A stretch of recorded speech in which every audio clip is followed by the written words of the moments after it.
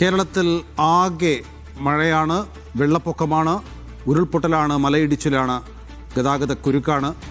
ആളുകളെല്ലാവരും ജാഗ്രത പാലിക്കണമെന്ന പ്രത്യേക നിർദ്ദേശമുണ്ട്. കാരണം മഴ കൂടുതൽ ശക്തമാകാനുള്ള സാധ്യതയുണ്ട്. പ്രത്യേകിച്ചും വടക്കൻ ജില്ലകളിൽ കൂടുതൽ ശക്തമാകാൻ സാധ്യതയുണ്ട്. ഇന്നലെ പുലർച്ചെയാണ് കോട്ടയത്തും ഇടുക്കിയിലുമൊക്കെ വലിയ രീതിയിൽ മണ്ണിടിച്ചിലും ഉരുൾപൊട്ടലുമൊക്കെ ഉണ്ടായത്. ഈരാറ്റുപേട്ട നഗരമാകെ വെള്ളത്തിലാണ്, പാലാ നഗരം വെള്ളത്തിലാണ്, റാന്നി നഗരം വെള്ളത്തിലാണ്.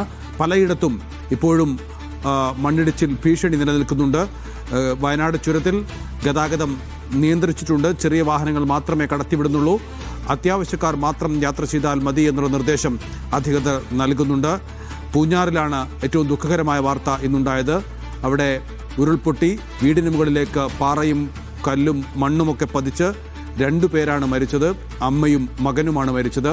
പൂഞ്ഞാറിൽ നിന്ന് വിവരങ്ങൾ നൽകാൻ ജ്യോതിഷ് മോഹൻ ചേരുന്നുണ്ട്. ജ്യോതിഷ്, പൂഞ്ഞാറിൽ ഭാഗ്യം കൊണ്ടാണ് കൂടുതൽ അപകടം ഉണ്ടാകാതെ രക്ഷപ്പെട്ടത്. എന്നാൽ 2 ജീവനുകൾ നഷ്ടമാവുകയും ചെയ്തു.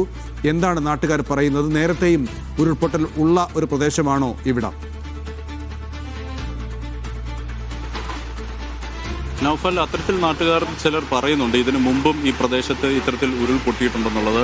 പക്ഷേ അത് മുമ്പെപ്പോഴോ ആണെന്ന് പറയുന്നു. എന്നാൽ പോലും ഇത്രയും മഴ കനത്തൊരു സാഹചര്യത്തിൽ ജാഗ്രത പാലിക്കേണ്ടതായിരുന്നു എന്നും ചില ആളുകളുടെ ഒരു അഭിപ്രായമുണ്ട്. പക്ഷേ എന്ത് തന്നെയാണെങ്കിലും ഒരു ദുരന്തത്തിന് ശേഷം നമ്മൾ അത്തരത്തിലുള്ള ഒരു രീതിയിലേക്ക് പോകേണ്ടെങ്കിൽ പോലും ഒരു വലിയൊരു ദുരന്തം തന്നെ സംഭവിച്ചെന്ന് പറയാം. ഒരു കുടുംബത്തിലെ 2 പേരാണ് ഇത്തരത്തിൽ ഇല്ലാതായത്. ആ ഉരുൾപൊട്ടി ആ ദൃശ്യങ്ങൾ നമുക്ക് ഒന്നും കൂടെ നോക്കിയാൽ മനസ്സിലാവും. ആ കുന്നിൻ്റെ മുകളിൽ നിന്ന് ഈ മലവെള്ളത്തോടു കൂടിയിട്ട് അങ്ങനെ ഇടിച്ചിറങ്ങി വന്ന ഉരുളാണ് ഈ താഴെ ഉണ്ടായിരുന്ന ആ വീട് മൊത്തത്തിൽ നശിപ്പിച്ചുകൊണ്ട് 2 പേരുടെ ജീവൻ എടുത്തുകൊണ്ട് പോയത്. ഏതായാലും പുലർച്ചെ 2 മണിക്കാണ് ഇത്തരത്തിൽ ഒരു ദുരന്തം സംഭവിക്കുന്നത്. അതിനുശേഷം ഒരു 3 മണിയോടുകൂടി രക്ഷാപ്രവർത്തനം ഇവിടെ ആരംഭിച്ചിരുന്നു.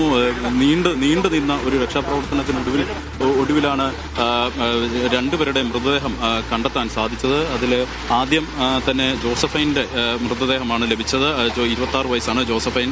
അതിനുശേഷമാണ് അമ്മയായ റെജീനയുടെ മൃതദേഹം ലഭിച്ചത്. 46 വയസ്സാണ് റെജീനയ്ക്കുണ്ടായിരുന്നത്. ഏതായാലും 2 പേരുടെയും മരണം ഈ കുടുംബത്തിനാകെ ഒരു ദുഃഖം സമ്മാനിച്ചു, ഈ നാടിനാകെ ഒരു ദുഃഖം സമ്മാനിച്ചു എന്ന് പറയണം. അത്തരത്തിലൊരു ദുരന്തം തന്നെയായിരുന്നു ഇന്നലെ പുലർച്ചെ ഇവിടെ സംഭവിച്ചത്. കോട്ടയം ജില്ലയുടെ പല ഭാഗത്തും ഇത്തരത്തിൽ മഴ ശക്തമായി തന്നെ പെയ്യുകയാണ്. ഇപ്പോൾ കുറച്ച് നേരത്തെ ഒരു ആശ്വാസം എന്നോണം മഴ ഒന്ന് തോർന്നു നിൽക്കുന്നുണ്ടെങ്കിൽ പോലും മണിക്കൂറുകൾ ഏതാനും മണിക്കൂറുകൾ അതിശക്തമായ മഴ തന്നെ പെയ്തിരുന്നു. ഇനിയും തുടർന്നും അത്തരത്തിൽ മഴ പെയ്യാനുള്ളൊരു സാധ്യത കൂടിയുണ്ട്. ഈരാറ്റുപേട്ട നഗരവും അതുപോലെ പാലാ നഗരവും എല്ലാം തന്നെ ഒറ്റപ്പെട്ട നിലയിലേക്ക് മാറിക്കഴിഞ്ഞിരിക്കുന്നു. മുണ്ടക്കയം ഭാഗത്തും വെള്ളം പല വ്യാപാര സ്ഥാപനങ്ങളിലേക്കും വീടുകളിലേക്കെല്ലാം ഇരിച്ചു കയറിയിട്ടുണ്ട്.